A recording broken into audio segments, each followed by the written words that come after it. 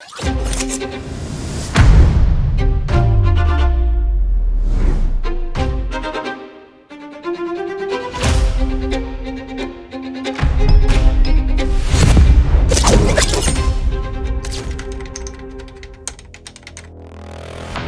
ัสดีครับวูดดี้พงษ์ชัยพัฒน์เศรษฐนันท์นะครับรับหน้าที่เป็นผู้กำกับ Payback the Series ครับก็ก่อนได้รับงานก็ได้อ่านการ์ตูนเวอร์ชันเกาหลีก็รู้สึกว่าเป็นเรื่องซีรีส์วายที่ค่อนข้างน่าสนใจแล้วก็ท้าทายดีครับมิติของเรื่องนี้มันไม่ได้เกิดจากทางผู้กำกับอย่างเดียวละมันจะเกิดจากมุมมองของนักเขียนมุมมองคนวาดการ์ตูนหรือทางครีเอเตอร์โปรดิวเซอร์เองอะไรครับคือความคาดหวังของเรื่องนี้มันค่อนข้างมาจากหลายทิศทางสวัสดีค่ะแซมมอนนะคะเป็นนักเขียนบทเรื่อง Playback ค่ะสวัสดีครับชิกกี้นะครับเป็นคนเขียนบท Playback ครับก็น่าจะเป็นภาพจำที่คนจำมาจากในการ์ตูนนะคะก็จะมีหลายๆซีนที่เป็นเขาเรียกว่าไอคอนิกเนาะก็คือคิดว่าอันนั้นเนี่ยจะต้องเก็บเอาไว้ในแต่ละซีนดีไซน์ของการ์ตูนเขามีเอกลักษณ์เฉพาะตัวอยู่แล้วถ้าเราไปพยายามจะไปปรับของเขามากเดี๋ยวมันจะหลุดออกจากความเป็นออริจินัลแล้วมันก็อาจจะไปคล้ายกับเรื่องนั้นเรื่องนี้อะไรเงี้ยครับแล้วก็สิ่งที่เป็นเหมือนแก่นเรื่องค่ะแก่นเรื่องของเรื่องนี้ค่ะก็คือไม่ควรเปลี่ยนในส่วนของเราก็จะดูความเท่ของพระเอกความบู๊ความแอคชั่นอันนี้เราจะรักษาไว้เลยค่ะจริงๆพอมาคุยตัวเรื่องตัวบทกันก็รู้สึกว่าอยากจะเก็บมันไว้ให้มากที่สุดการ์ตูนเนี่ยเราอาจจะเห็นเป็นภาพแต่ว่าสิ่งที่เราจะเพิ่มเข้าไปก็คือความรู้สึกความคิดแล้วก็เบื้องลึกเบื้องหลังของตัวละครว่าทำไมเขาถึงทำสิ่งนี้ทำไมเขาถึงแสดงอาการแบบนี้ออกมาหรือว่าสิ่งที่นำพาตัวละครไปสู่จุดนั้นเนี่ยเกิดจากมีอะไรขับเคลื่อนบ้างอะไรอย่างเงี้ยค่ะแล้วก็จะเพิ่มเข้าไปแล้วก็เพิ่มบริบทของความเป็นไทยเข้าไปด้วยค่ะว่าด้วยความที่การ์ตูนเนี่ยออริจินอลเขาเป็นเกาหลีแต่ว่าถ้าเกิดเหตุการณ์เนี้ยในประเทศไทยเนี่ยมันจะเป็นยังไงอย่างเงี้ยค่ะก็มีการเหมือนปรับเปลี่ยนให้เข้ากับประเทศไทยด้วยการ์ตูนที่มาจากต่างประเทศที่จะมาเป็นบริบทไทยแต่ก็รู้สึกว่ามันก็น่าจะสนุกดีเพราะว่าเท่าที่อ่านดูมันไม่ได้ต่างจากบริบทของเรามากคือการ์ตูนมันก็จะมีวิธีการเล่าอีกแบบเนาะซีรีส์มันก็จะเล่าอีกแบบนึงเราก็พยายามจะเล่าซีรีส์แบบที่ยังคงรักษาความเป็นการ์ตูนไว้เท่านั้นเองก็จะบอกว่าความร้อนแรงที่เกิดขึ้นในการ์ตูนเนี่ยเราก็ยังคงไว้แน่นอนค่ะแต่ว่าสิ่งที่มีเพิ่มเนี่ยอาจจะเป็นการไต่ระดับนะคะว่าตอนแรกเจอกันเนี่ยเขารู้สึกต่อกันยังไงแล้วก็มีเหตุการณ์อะไรต่างๆที่เติมเข้ามาให้ความสัมพันธ์ของสองคนนี้พัฒนาแล้วก็คนดูก็จะลุ้นไปด้วยว่าอุ้ยสองคนนี้ท้ายที่สุดแล้วเนี่ยเขาจะรู้สึกต่อกันยังไงอย่างเงี้ยค่ะได้เข้ามาถึงที่นี่ได้คาดหวังนะได้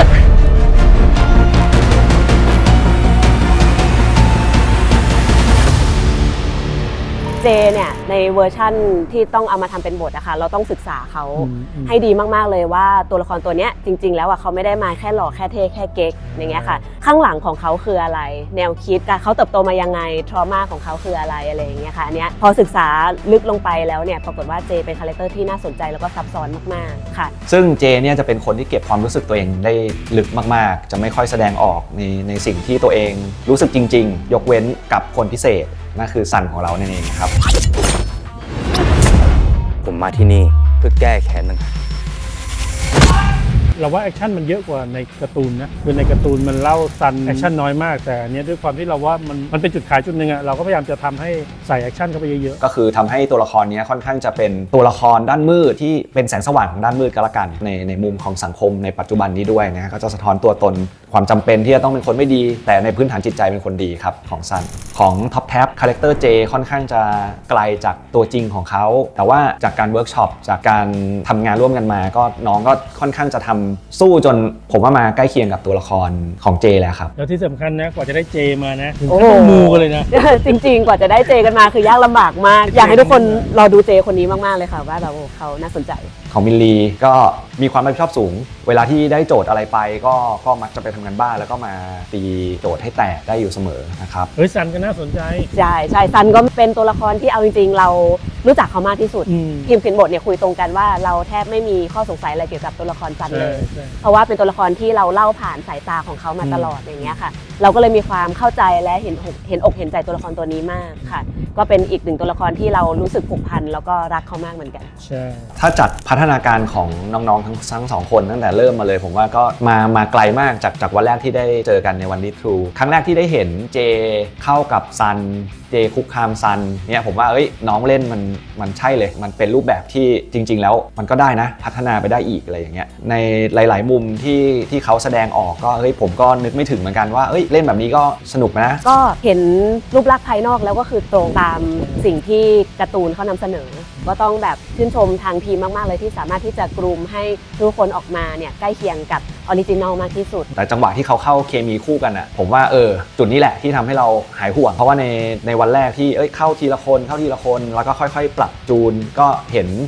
มีช่องในการพัฒนาหรือว่ามีความสนุกได้กว่านี้อีกนะแต่พอน้องเข้ากันปุ๊บรู้สึกเคมีมันได้อ่ะพอได้เห็นการแสดงแล้วเนี่ยก็ทำให้รู้สึกว่าเขาเหมือนมีชีวิตออกมาจากภาพการ์ตูนจริงๆค่ะก็รู้สึกแฮปปี้มากๆผมรู้สึกว่าตัวละครในเรื่องมันสำหรับผมนะมันน่าสนใจทุกตัวแหละเพราะว่าแต่ละตัวนี้มีมุมที่เราพยายามจะดึงมิติของเขาออกมาคือซันกับเจอ่ะเป็น2คาแรคเตอร์ที่น่าสนใจอยู่แล้วแหละเพราะว่าเป็นคาแรคเตอร์ที่ลึกเช่นเดียวกันกับสกายก็จะค่อนข้างมีหลายมุมอ่ะคือไม่ใช่คาแรคเตอร์เชิงเดี่ยวที่เป็นยังไงเป็นอย่างนั้นแต่จะมีมุมดราม่าของเขามีอดีตที่เจ็บปวดภายใต้หน้ากากยิ้มแย้มของสกายอะไรอย่างเงี้ยครับอันนี้ก็น่าสนใจมากๆขจรเป็นคาแรคเตอร์ที่ผมก็ค่อนข้างจะให้อิสระกับนักแสดงในการ explore ซึ่งพี่โน้ตก็ทำได้ให้เราค่อนข้างดีอย่างพาคินอย่างเงี้ยก็น่าสนใจอีกเหมือนกันในแง่แบบเราจะดีไซน์คาแรคเตอร์นี้ยังไงนะที่เขาไม่ได้ออกมาทั้งเรื่องแต่ออกมาแล้วต้องอิมแพคเลยว้าวเลยแล้วเราไม่ได้ไปรู้แบ็กสตอรี่อะไรของเขาเนี่ยแต่มันต้องมีพูดยากว่าตัวไหนน่าสนใจที่สุดเพราะส่วนตัวก็รู้สึกจะชอบมันทุกตัวเราชอบมายองชินนะในการ์ตูนเขาชื่อมายองชินแต่ในซีรีส์จะชื่อแบงค์ซันนี่ธนภัทรคือตัวร้ายคนที่ทำให้เกิดเรื่องราวคนที่ทำให้พระเอกอยากแก้แค้นนี่เราชอบตัวละครตัวนี้เพราะว่าจากในการ์ตูนเนี่ยที่มันไม่ค่อยมีมิติเราก็พัฒนาให้มันมีมิติมันเห็นการเติบโตของเด็กวัยรุ่นคนหนึ่งที่อยากจะได้ดิบได้ดีจนไปทำในสิ่งที่มันไม่ควรแล้วสุดท้ายเขาก็ได้รับผลกระทบอันนี้เราชอบมากๆซีนที่ท้าทายที่สุดโอ้โหซีนที่ท้าทายที่สุดก็คือการกำกับกระต่ายนี่แหละหัวกระต่ายกูจะทำยังไงให้มันอยู่กับที่หรืออยู่ในเฟรมดีอะไรอย่างเงี้ยแบบค่อนข้างจะเป็นอุปสรรคที่แก้ไขหน้างานได้ยากสุดละกันมินลีใส่เองต้องเข้าเลิฟซีนด้วยหัวกระต่ายด้วยอะไรมันค่อนข้างจะแบบโดยตั้งแต่ผ่านมาก็จะไม่เคยมีประสบการณ์กับการทำอะไรกันในขณะที่มีหัวมาสคอตอยู่บนหัวเนี่ยผมว่าซีนนั้นก็เลยค่อนข้างจะยากนิดหน่อยถ้าเรื่องชื่อตัวละครจากเกาหลีมาเป็นไทยนี่ยกให้คนนี้เลยก็แจมเป็นคนตั้งชื่อตัวละครทุกตัวในนี้ใหม่ทั้งหมดเลยค่ะก็ใช้แนวคิดที่ว่ามันจะมีความพอจะนึกถึงตัวละครออริจินอลทางเกาหลีบ้างอะไรอย่างเงี้ยแล้วก็ใช้ชื่อที่ทันสมัยหน่อยแล้วก็ทุกคนเรียกได้ง่ายๆแล้วที่สำคัญก็คือด้วยความที่คนดูเนี่ยเขาไม่ได้มีแค่คนไทยนะคะแซมก็คิดเผื่อไปเลยว่าชาวต่างชาติดูแล้วเนี่ยเขาจะสามารถออกเสียงตัวละครทุกๆตัวที่อยู่ในเรื่องนี้ได้ค่ะผมว่าน้อง2คนเป็นคนที่มีความพยายามมากเป็นคู่ที่สู้อ่ะตั้งแต่วันแรกที่แบบมากองแล้วตื่นเต้นมากเดินมาหาผมแบบพี่เอายังไงดีครับเอายังไงผมเล่นดีหรือยังเนี่ยจนหลังๆก็มั่นใจขึ้นเรื่อยๆครับทุกตัวละครเนี่ยมันจะได้เรียนรู้อะไรบางอย่างแล้วมันก็ค้นพบคือชีวิตจากจุดเริ่มต้นไปจุดจนถึงจุดจบเนี่ยตัวละครได้รับการเปลี่ยนแปลงทุกตัวเลยนะใครอยากดูจิ้นก็มีจิ้นใครอยากดูฟินมีฟินแน่ๆใช่แล้วก็ใครอยากดูแอคชั่นเดี๋ยวมารอดูฝากซีรีส์ Payback ด้วยนะคะก็อยากให้ทุกคนที่เคยได้อ่านมาแล้วเนี่ยลองดูนะคะแล้วก็สิ่งที่ทุกคนรักในการ์ตูนนะคะเราก็นำมา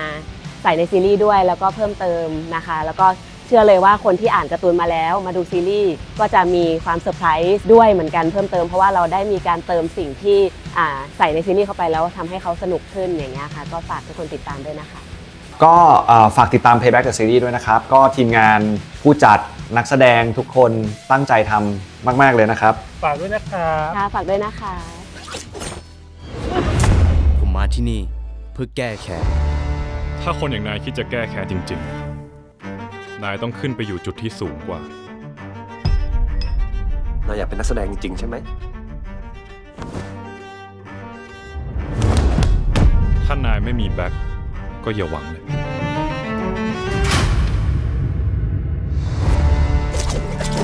ให้ฉันรอตั้งนานเลยนะนาย2 บาท